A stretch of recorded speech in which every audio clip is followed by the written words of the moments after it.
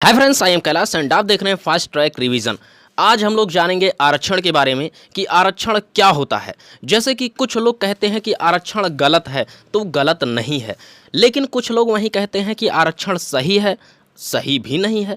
तो आइए इस वीडियो में समझते हैं कि आरक्षण है क्या, इसकी ज़रूरत क्यों पड़ी और आज भी इसके सही और गलत होने का प्रश्न क्यों उठता है। भारत देश की आज़ादी से पहले वे गरीब व्यक्ति जो छोटे छोटे काम करके, जैसे कि दूसरे के कपड़े धोकर, जूता चप्पल सीकर, पैसा कमाकर अपने परिवार का भरण पोषण करते थे, ऐसे व्यक्तियों को समाज ने नीच जाति का नाम देना शुरू कर दिया था। उस समय इन नीच जाति के लोगों का पढ़ना लिखना तो दूर, गाँव के कुएं से पानी निकालकर पीने तक का अधिकार भी नहीं था। ऊंची जाति के लोगों द्वारा इन लोगों को नीचे दबाकर इनका अधिकार छीना जाने लगा, इसलिए इन जातियों को दलित वर्ग कहा जाने लगा। उस समय दलित का अर्थ था नीचे दब जाना या झुक जाना। ये ऊंच नीच का घिनौना परंपरा जोर तोर से बढ़ता ही जा रहा था कि इस परंपरा को समाप्त करने के लिए इसी दलित वर्ग में एक महान व्यक्ति डॉक्टर भीमराव अंबेडकर का जन्म हुआ।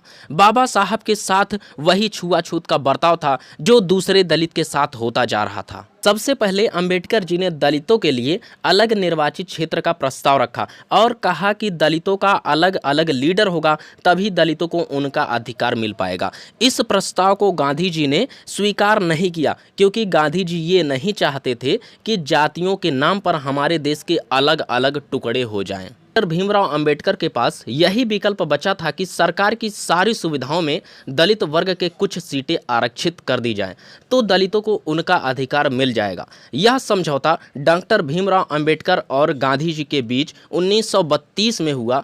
इस समझौते को पूना पैक्ट के नाम से जाना जाता है। जरा सोचिए उन्होंने उस समय की परिस्थिति को देखते हुए दलितों के लिए सीटें आरक्षित की थी। जब किसी दलित के घर में कोई सरकारी लाभ या सरकारी नौकरी नहीं मिलता था, परंतु आज समय बदल गया है, परिस्थितियां बदल गई है। आज आरक्षण के कारण बहुत से दलित परिवार संपन्न हो गए हैं, लेकिन फिर भी संपन्न दलित परिवार में आरक्षण मिल रहा है। तो ये सब अब वर्तमान सरकार का काम है कि किस परिवार को आरक्षण देना चाहिए और किसे नहीं देना चाहिए। सरकार आरक्षण प्रदान करने का नियम कानून नहीं बना पा रही है। अगर डॉक्टर अंबेडकर जी ने आरक्षण देने की प्रक्रिया के बारे में 4 लाइनें लिख दी होती, तो शायद आज आरक्षण के सही और गलत होने का इतना प्रश्न सामने नहीं आता। आरक्षण के विवाद में कोई बात गलत तो कोई बात सही लगती है। तो इस वीडियो में हमारी जो भी बात आपको गलत लगी हो, उसे माफ करते हुए, नज़रअंदाज करते हुए अपना सुझाव जरूर दें।